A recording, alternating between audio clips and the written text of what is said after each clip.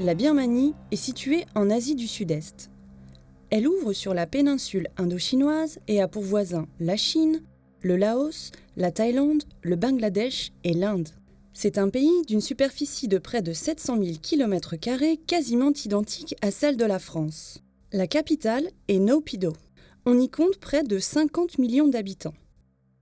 Le pays est une ancienne colonie de la couronne britannique dont le pays devient indépendant le 4 janvier 1948. En 1962, le général Ne Win procède à un coup d'État militaire et la jeune nation birmane devient une dictature militaire. La région de l'Arakan est composée de 2 700 000 habitants. Deux groupes ethniques vivent dans cette région, les Rakhines de confession bouddhiste et les Rohingyas de confession musulmane. La région est composée de près de 60% de Rakhines et 40% de Rohingyas. Des conflits interethniques entre les deux communautés existent depuis des décennies. Avant l'avènement de l'islam, les Rohingyas étaient bouddhistes ou hindouistes. C'est au 8e siècle, avec l'arrivée des commerçants arabes, que les Rohingyas se convertissent à l'islam. En 1982, les Rohingyas perdent leur nationalité birmane et dès lors deviennent apatrides. Paradoxalement, les Rohingyas détiennent toujours le droit de vote. En juin 2012, un nouveau conflit interethnique éclate entre les deux communautés. Les deux camps s'affrontent, la montée de violence provoque un nombre important de victimes, en majorité du côté des Rohingyas. En quelques mois, plus de 100 000 Rohingyas s'enfuient vers les pays voisins pour échapper à la violence. D'après l'ONU, la communauté des Rohingyas est l'une des minorités les plus persécutées au monde.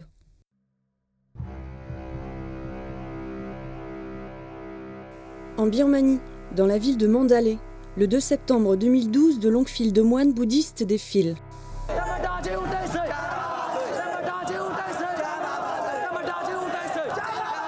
Ce rassemblement n'est autre qu'une manifestation contre la présence des musulmans Rohingyas dans le pays.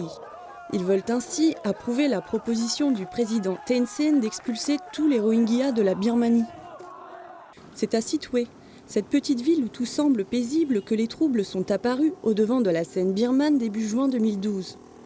À quelques centaines de mètres de la rue centrale, la plupart des mosquées ont été incendiées et détruites. Non loin de ces lieux de culte, des quartiers entiers ont été dévastés, des villages littéralement effacés du décor arakanais, tout comme la plupart de la population musulmane de la ville. Ce commerçant tente de nous apporter quelques réponses. Sachez que le gouvernement combat les Rohingyas. Et peut-être, vous savez, Al-Qaïda. Ils ont des armes et énormément de munitions. À l'origine, il s'agit d'une information répandue selon laquelle une jeune fille aurait été violée et assassinée par 3 musulmans Rohingyas. En réponse, les villageois bouddhistes Rakhines attaquent un bus et tuent 10 musulmans. Depuis, la région s'embrase et le conflit interethnique éclate, exactions menées sous le regard de l'armée laissant faire. Cet événement, survenu au milieu de tensions perdurant depuis des décennies entre les deux groupes, a donné naissance à une avalanche de rumeurs, aboutissant sur des violences sans précédent. Vous savez, je pense que d'ici 10 ans, ils voudront nos terres et ils voudront se marier avec nos femmes. Casque du Troisième Reich à la mode chez les deux roues, on peut ainsi constater une montée d'un nationalisme extrémiste chez les Arakanais, voyant le peuple Rohingya comme un envahisseur potentiel. Cette propagation d'incitation à la haine ne touche pas que la classe moyenne birmane, mais touche également les individus les plus respectés de la communauté de confession bouddhiste. C'est à l'écart de la ville que nous nous rendons, vers la grande pagode où nous rencontrons un moine responsable du monastère. Vous voyez, dans le monde entier, les musulmans sont ceux qui provoquent les plus gros problèmes, aux 4 coins du monde. Vous voyez, l'attaque du 11 septembre, vous voyez. Certaines personnes posent problème. Outre le problème d'ordre religieux, il semblerait que la communauté des Rohingyas ne soit pas reconnue comme ethnie à part entière. C'est notre État, l'État d'Arakan. Alors quel Rohingya? Quel Rohingya? En 1982, la junte militaire met en place une loi de citoyenneté et les Rohingyas sont désormais considérés comme étrangers dans leur propre pays. La source du problème remonte à très loin dans l'histoire. Leur peuple veut un État séparé, ils veulent un État pour eux seuls, les Rohingyas. Et après, les Rohingyas, ils veulent entrer dans le processus politique de notre pays. Et ils veulent élargir leurs ambitions. Leurs ambitions rendent très difficile la cohabitation de nos deux communautés. Les gens de notre gouvernement a très clairement déclaré, en Birmanie, il n'y a pas de Rohingyas. La prise de parti du moine bouddhiste nous amène à rencontrer un point de vue plus neutre de la situation auprès d'un responsable d'église anglicane. Pas tous les ans, mais je pense une fois tous les 10 ans, quelque chose comme ça, ils se battent.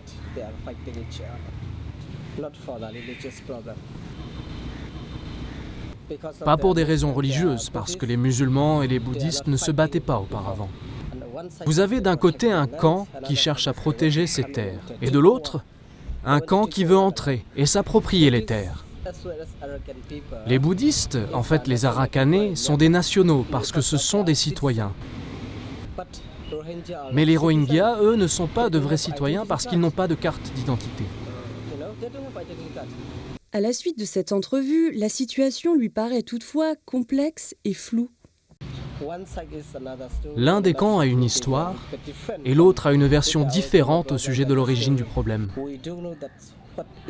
On ne sait pas quelle est la vraie histoire, et c'est le cœur du problème, on ne sait pas. Le conflit de juin aurait généré, selon les Rakhine bouddhistes, près de 100 morts, et selon les Rohingyas, plus de 2500. Les deux camps s'accordent tout de même à affirmer que les victimes sont principalement du côté des Rohingyas. Maisons détruites, quartiers entièrement rasés, les familles Rohingyas sont dans l'obligation de quitter leur village. Ce conflit pousse les Rohingyas à se rassembler dans des écoles en attendant d'être déplacés dans des camps mis en place par le gouvernement birman, d'où il en est par ailleurs impossible de sortir. Du côté des camps Rakhine, les victimes sont totalement prises en charge par le gouvernement et les ONG locales. Ils ont ainsi accès aux aides alimentaires et aux soins médicaux. Les Rohingyas demeurent abandonnés à leur sort, tandis que les ONG, elles, ne peuvent accéder aux zones affectées. Aujourd'hui, la tension relativement retombée, les forces militaires sont toujours présentes pour éviter de nouvelles vagues de violence. Formellement interdit de pénétrer à l'intérieur, nous nous faufilons tout de même dans l'enceinte du dernier quartier musulman de la ville qui n'a pas totalement été détruit. Comme tous les autres camps, cela fait plus de 4 mois que leurs habitants sont dans l'obligation de rester dans un périmètre bien défini sous la garde constante de la police. Étant impossible de filmer sans se faire arrêter, nous utilisons donc une caméra cachée. Les militaires et la police, il y a d'autres yeux qui me regardent. C'est dans cette tension que nous parvenons tout de même à avoir quelques explications. C'est le gouvernement birman qui crée le problème. Les musulmans disent « nous sommes Rohingyas ». Et le gouvernement dit « ils sont bengalis ». Nous ne sommes pas bengalis. Nous sommes Rohingyas.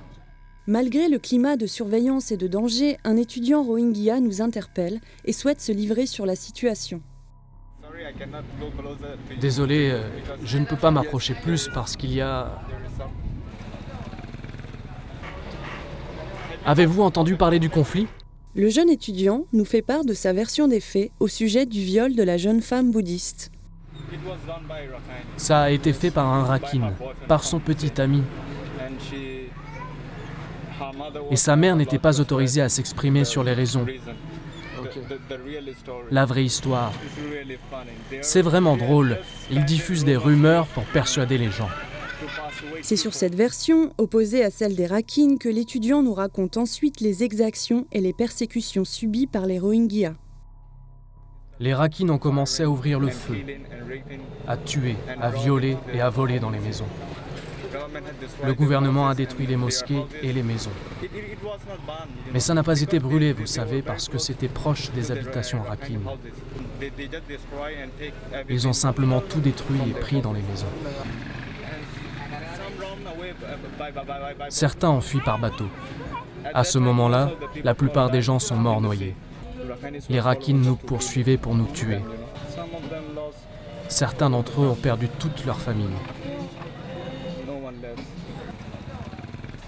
C'est leur loi.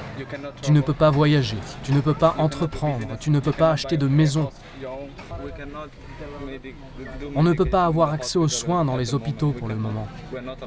On n'est pas autorisé à être hospitalisé.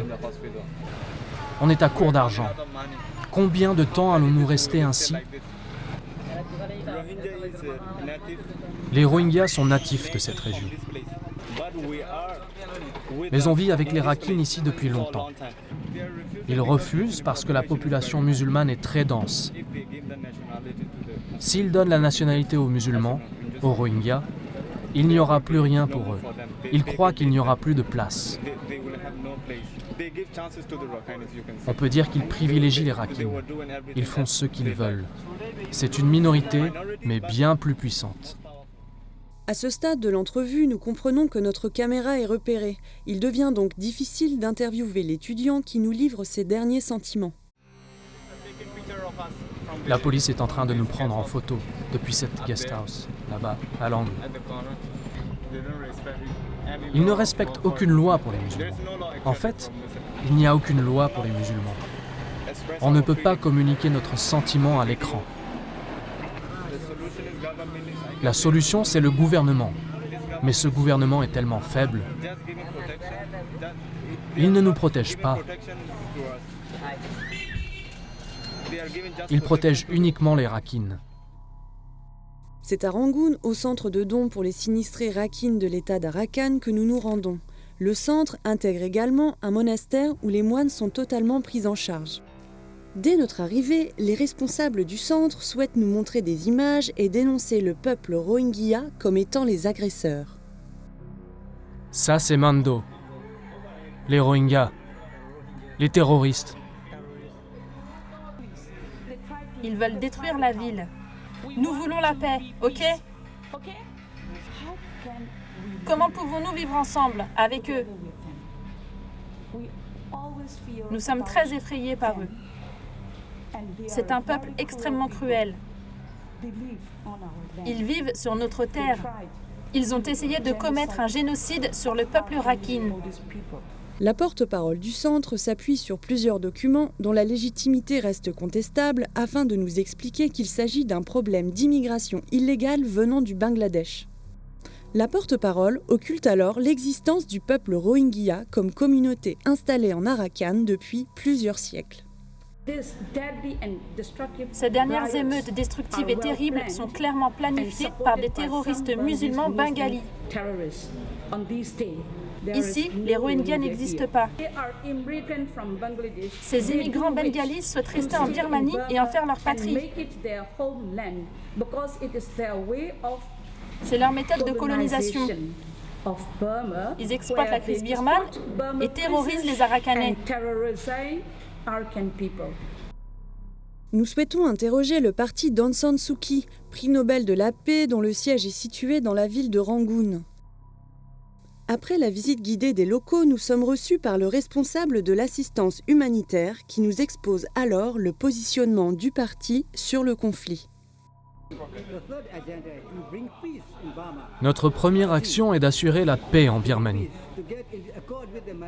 d'amener la paix, de trouver les accords avec les minorités par la négociation et la réconciliation. C'est pourquoi, dès la création de notre parti, nous nous sommes alliés avec le Parti national. Il s'agit d'un clash entre deux groupes. Et cela doit être réglé légalement, par la négociation et légalement. C'est notre politique. La responsabilité revient au gouvernement. Nous avons toujours promu la justice, l'état de droit.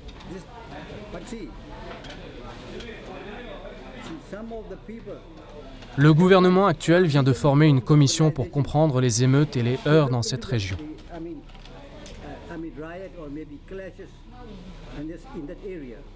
C'est pourquoi nous attendons de voir les résultats de cette enquête.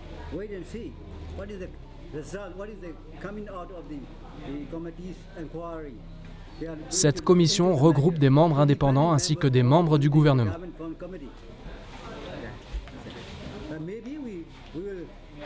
De notre côté, nous allons essayer de comprendre au sein même de notre parti. Mais pas maintenant, parce que le gouvernement a créé cette commission indépendante pour résoudre le problème.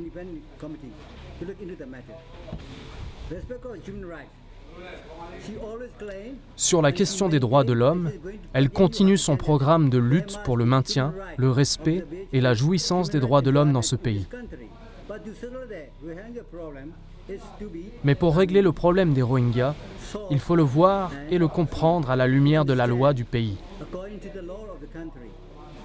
Ça va être difficile, sans doute, mais elle va s'en occuper, sans peur. Nous retrouvons à Londres M. Nourul Islam, président de l'ARNO, organisation représentative de la communauté des Rohingyas. Nous attendons beaucoup d'Aung San Suu Kyi. Dans le cas des Rohingyas, elle est étonnamment silencieuse et particulièrement silencieuse sur ce sujet. C'est une icône de la démocratie. Elle a des principes. Elle doit coller à ces principes parce que les droits de l'homme sont universels. Ce n'est pas un conflit interethnique comme les gens le disent. Il s'agit d'un massacre planifié par le gouvernement birman contre notre communauté. On peut dire que c'est du terrorisme d'État à l'encontre de notre peuple. Cela se passe entre le gouvernement et le peuple rohingya. Les forces du gouvernement, armée, police et sécurité sont devenues les forces meurtrières de la région. Ils sont directement impliqués dans le massacre de notre peuple. Leur objectif est de transformer l'Arakan en région bouddhiste, sans musulmans. En quelque sorte, on peut dire qu'il s'agit d'un génocide, puisque les intentions sont très claires.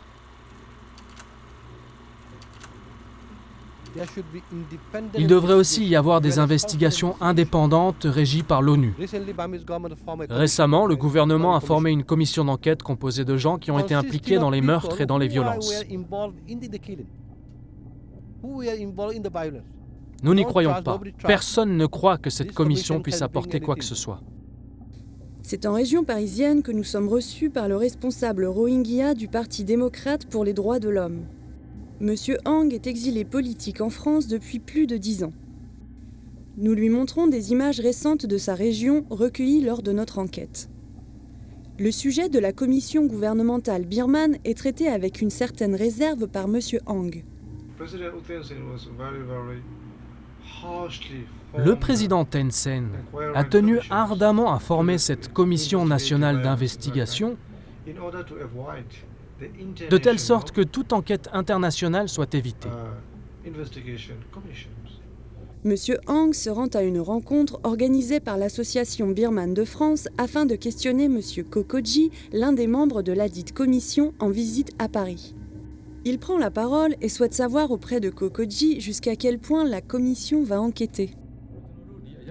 Si les organisations du peuple ne peuvent pas résoudre ce problème, alors ce sera à l'armée de résoudre ce problème dans cette région. Nous ne pouvons pas accepter cette situation. Le problème est très délicat et très compliqué.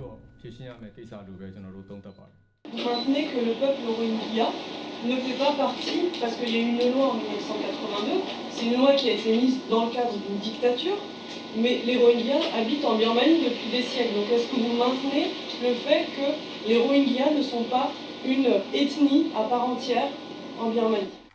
Oui, je maintiens ce que j'ai dit. Le représentant de l'association Aung San Suu Kyi France, invité comme intervenant à cette conférence, souhaite également prendre part au débat.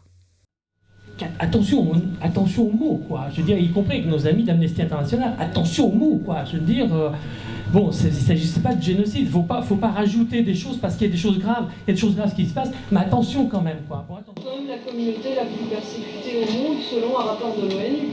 Oui, si vous pouvez le trouver, vous nous le dites, parce que nous, l'ONU n'a jamais trouvé ça. Les Nations Unies n'a jamais trouvé ça. Milliers de personnes et disparu de la village. Dans cette commission. En Arakan, octobre, il n'y a aucune personne restée aujourd'hui, aucun village, aucune maison, aujourd'hui. Donc en fait c'est quoi? Mais c'est qualifié déjà. Il a dit, en fait c'est un génocide.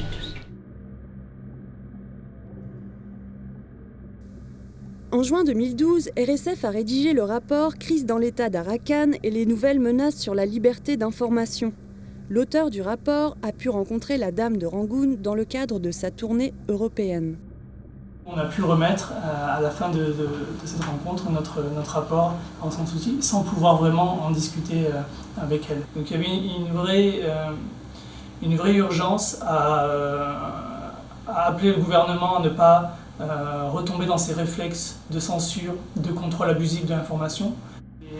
Les journalistes, les médias, les observateurs de la Birmanie se demandent à qui profite cette crise.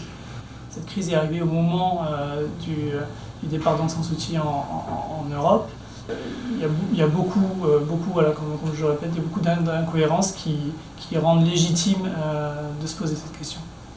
Mentionner ça, c'est avertir les médias qui sont peut-être instrumentalisés, que leur réaction qui a été trop polarisée était peut-être préméditée, peut-être anticipée par des initiateurs potentiels de cette crise. La communauté Rohingya ont été instrumentalisés pour susciter un sentiment nationaliste au sein de la population et donc rallier une partie de la population au gouvernement. Spécialiste française de la Birmanie, la journaliste Sophie Ancel a récemment écrit le livre « Nous les Innommables, un tabou birman ». Son livre suit le destin du jeune Habibur Rahman, activiste et réfugié Rohingya en Australie. Dans ces recherches, j'ai vu qu'à la fois en Birmanie, il y avait cette spécificité, cette exclusion des Rohingyas dans le pays, pour des raisons qui n'ont pas de sens en fait. En tout cas, pour une raison ou pour une autre, ils ont toujours été isolés, parqués dans leur village, où on les a interdits de toute sortie. Toutes les conditions dans lesquelles ils vivent dans un des États les plus pauvres de Birmanie sont pas médiatisées parce qu'il n'y a pas d'accès et que eux-mêmes n'ont pas d'accès aux moyens de communication vraiment ou aux moyens techniques. Ils sont piétinés, c'est un peuple piétiné depuis toujours. Donc ils peuvent pas se relever en fait. C'est important, s'il y a un processus démocratique, s'il y a une liberté d'expression, dans ce cas-là, il faut pas uniquement ouvrir l'État et les villages et les camps à quelques observateurs qui sont choisis par l'État. Olivier Guillard, directeur de recherche à l'Institut des relations internationales et stratégiques à Paris, a récemment mené plusieurs études sur le système de pouvoir et de religion en Birmanie. Les citoyens qui comptent, d'après le discours des Birmans, ce sont les Bamars, donc ceux qui incarnent l'ethnie majoritaire, entre 2 tiers ou 7 Birmans sur 10. Pour cette Birmanie qui compte, cette Birmanie du pouvoir et de l'autorité, les 30% restants sont des minorités ethniques et qui ne sont pas de véritables Birmans. La question des Rohingyas et donc des violences dont ils font l'objet depuis un semestre, mais en définitive depuis plusieurs décennies en Birmanie, embarrasse tout le monde, les autorités birmanes, la population birmane dans une certaine mesure et la communauté internationale qui voit là une limite de son influence, de sa capacité à influer sur le cours des choses en Birmanie. Et le pouvoir ne prendra pas, le pouvoir actuel ne prendra pas le risque de faire avancer officiellement sur le terrain, à vitesse grand V, la réhabilitation, l'amélioration du sort de ces gens, au risque de s'aliéner la population. De l'homme de la rue au vendeur de journaux, du chauffeur de taxi au moine, du militaire à l'homme politique à l'Assemblée. D'où l'absence de prise de risque de la part de certaines autorités civiles ou officielles birmanes, et notamment, pour partie aussi, le silence assez assourdissant, difficile à comprendre depuis l'extérieur de la Birmanie, de Mme Aung San Suu Kyi sur le dossier. Elle ne s'est pas beaucoup exprimée, ni en juin, ni en juillet, ni en octobre, pas plus en novembre sur le sujet, par peur de s'aliéner une grande partie de ses bonnes relations avec le pouvoir actuel et surtout de compromettre les chances du succès de sa Ligue nationale pour la démocratie dans les élections de 2015. Et sur le terrain, les choses n'iront pas très vite d'ici 2015 pour les votes. Ce qui se joue aujourd'hui, c'est le pouvoir en Birmanie demain, et notamment sur le dossier Rakhine. Là, je pense que c'est maintenant en fait, c'est en 2012 que tout se joue pour les Rohingyas. Il faut aller vite parce que comme on le voit avec les événements de fin d'octobre, les violences peuvent empirer très vite et le bilan humain peut très vite s'alourdir.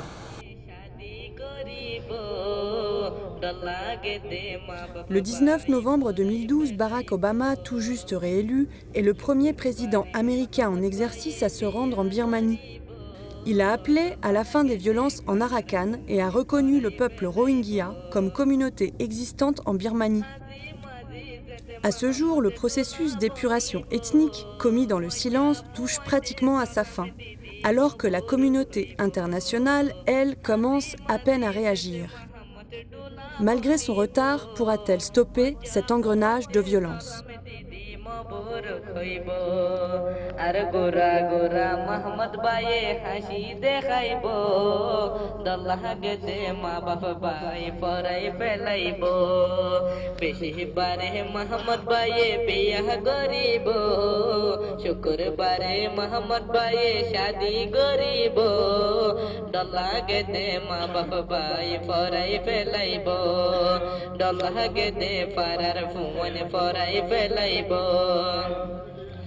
গরো বাড়ি রাস্তা কাঁড়া বেশি হাজাইলো দূরর দূরর এগে না বাইবে কোন মাতাইলো গরো বাড়ি রাস্তা কাঁড়া বেশি হাজাইলো দূরর দূরর পয়সা ফুয়ান বেগুন মাতাইলো ডলাহ গেদে পারার ফুয়ান ফরাই ফেলাইব বেশি বারে মোহাম্মদ ভাইয়ে বিয়া গরিব শুক্রবার মোহাম্মদ ভাইয়ে শাদি গরিব ডল্লাহ গেদে পারার ফোন ফরাই ফেলাইব ডল্লাহ গেদে মা বাপ ভাই ফরাই ফেলাইব